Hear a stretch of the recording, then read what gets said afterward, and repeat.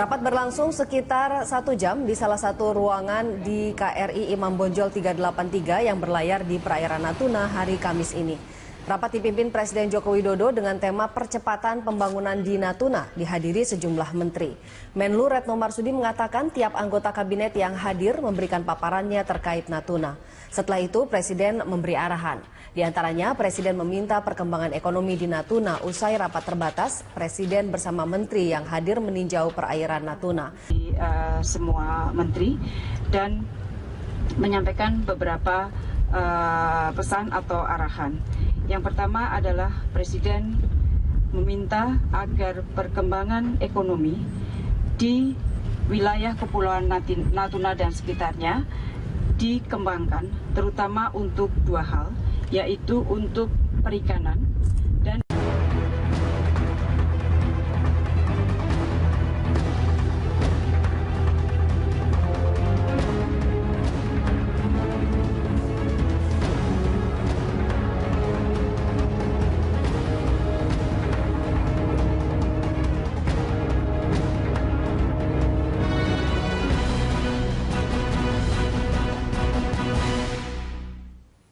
Kementerian Kelautan dan Perikanan sejak 2014 hingga 2016 telah menangkap kapal ikan asing yang mengambil hasil laut di wilayah hukum Indonesia, termasuk yang baru ditangkap 17 Juni lalu.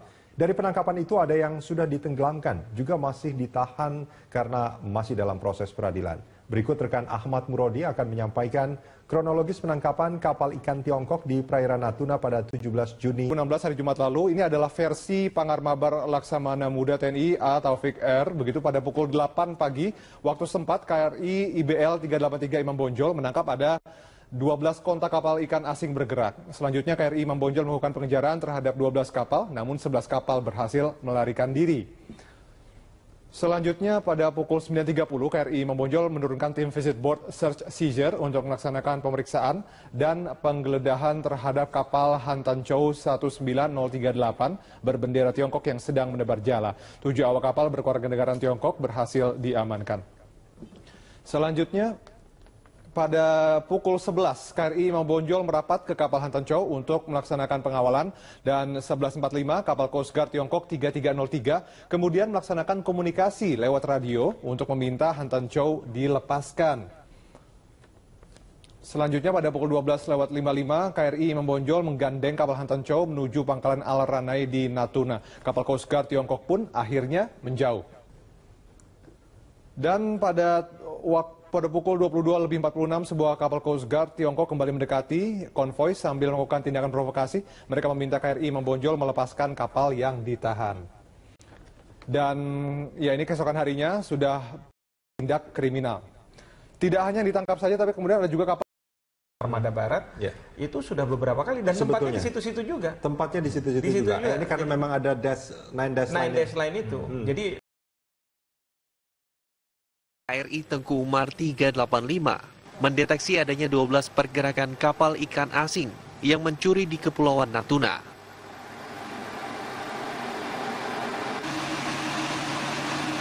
Atas data tersebut, KRI Tengku Umar berkomunikasi ke dua KRI lain yang beroperasi, yaitu KRI Imam Bonjol 383 dan KRI Todak 631.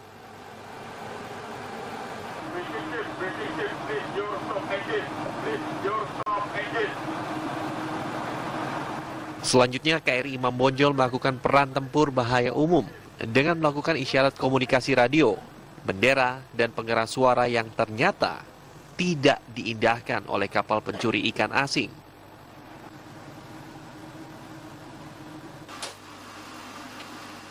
Karena tidak direspon oleh kapal pencuri tersebut, KRI Imam Bonjol melepaskan tembakan peringatan kepada kapal-kapal tersebut. Namun, bukannya berhenti, justru kapal tersebut melarikan diri.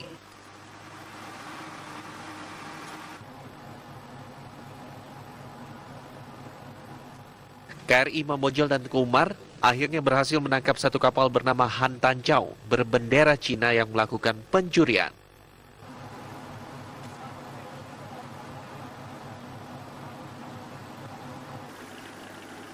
7 orang warga negara asing Cina ditangkap dalam kapal tersebut.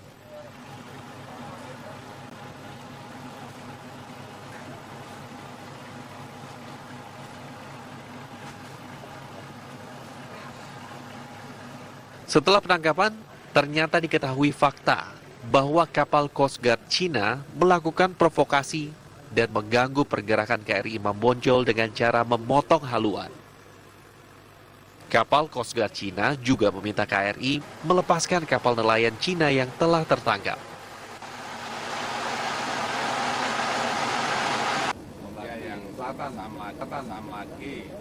Kepulauan Natuna adalah kedaulatan milik NKRI dan merupakan harga mati.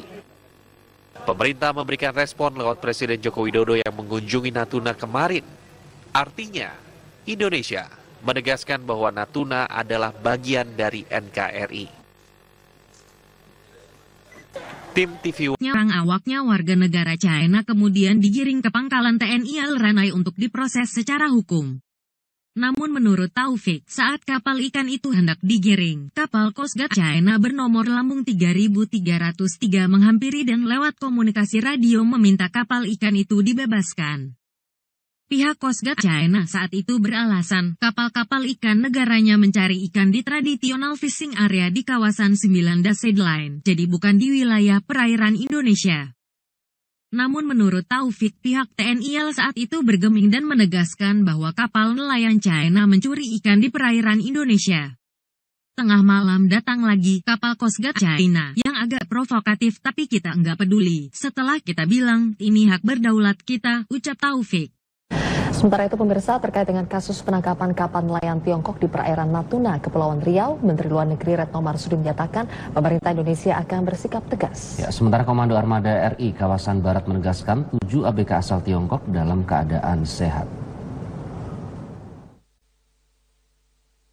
Menanggapi protes Kementerian Luar Negeri Tiongkok terkait penangkapan kapal nelayan Tiongkok di Laut Cina Selatan, Menteri Luar Negeri Retno Marsudi menyatakan Indonesia akan terus bertindak tegas terhadap setiap pelanggaran teritori.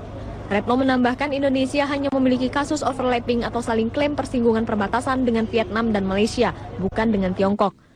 Nanti terulang lagi, maka sikap yang sama akan dilakukan oleh Indonesia.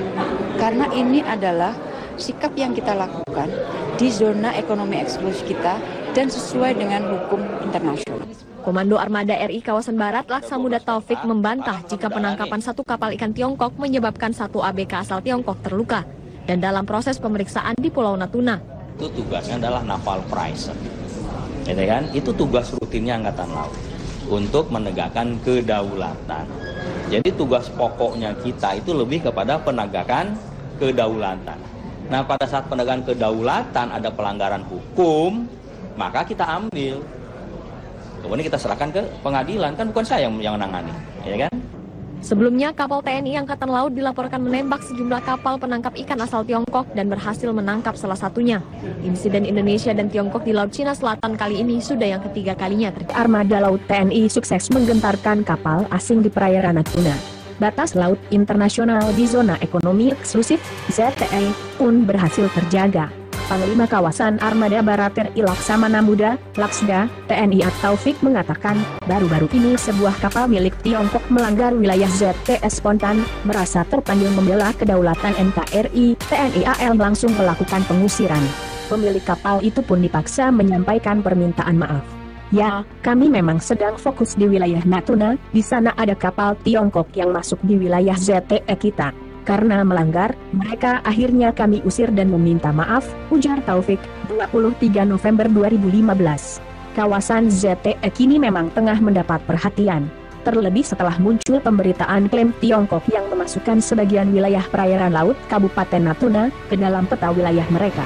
Taufik juga kita perlu monumen keberhasilan dong, untuk juga deteren efek kepada yang lain. Ini loh. Kalian boleh bebas di dunia lain, tapi masuk laut kita, urusannya seperti ini.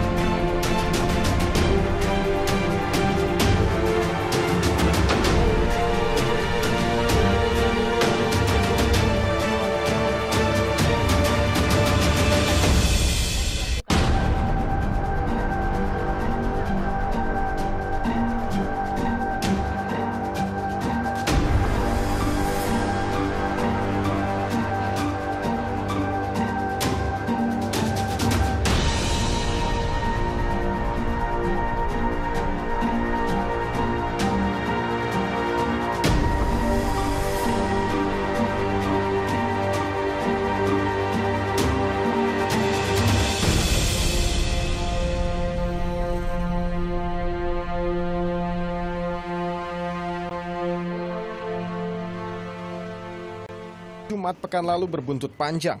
Pemerintah Cina melayangkan protes keras ke Indonesia. 对于事发的海域呢，中国和印尼方面有不同的看法。中国渔船呢是在此进行正常的生产作业，中方已经向印尼方提出了严正的交涉，双方正在就事件的处理工作进行密切的沟通和协调。 KRI Oswald Siaan menangkap kapal Bui Bayu di perairan Natuna karena curiga sedang mencuri ikan di zona ekonomi eksklusif Indonesia. Ikan yang ada di ZEE, sumber daya laut yang ada di IIZ kita, ya punya kita. Orang luar boleh lewat, itu pun dengan izin. Dan harus kita perbolehkan kalau lewat saja, tapi kalau lewat sambil curi, ya tidak boleh. Dan kita nggak usah fokus Cinanya atau Thailandnya atau apanya, semua negara kita perlakukan sama.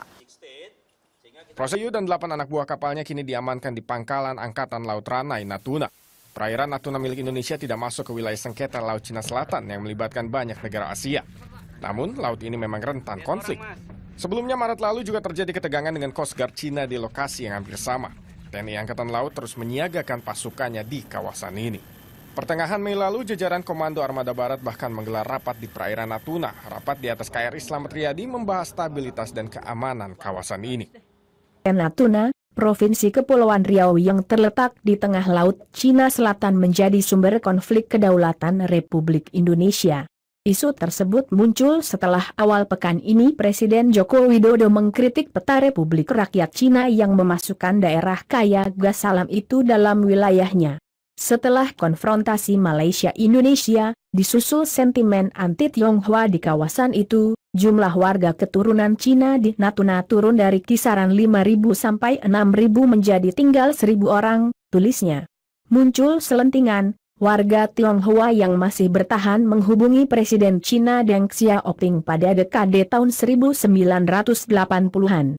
Ada permintaan kepada Deng agar Cina mendukung kemerdekaan wilayah Natuna yang dihuni mayoritas Tionghoa, atau paling tidak memasukkan kepulauan itu di wilayah administrasi Cina, kata Victor. Negosiasi ini tidak bisa dibuktikan sampai sekarang. Yang jelas, Cina secara sepihak pada 2009 menggambar 9 titik ditarik dari Pulau Spratly di tengah Laut Cina Selatan, lalu diklaim sebagai wilayah zona ekonomi eksklusifnya. Pemerintah Indonesia di era Presiden Susilo Bambang Yudhoyono sudah memprotes lewat Komisi Landas Kontinen PBB.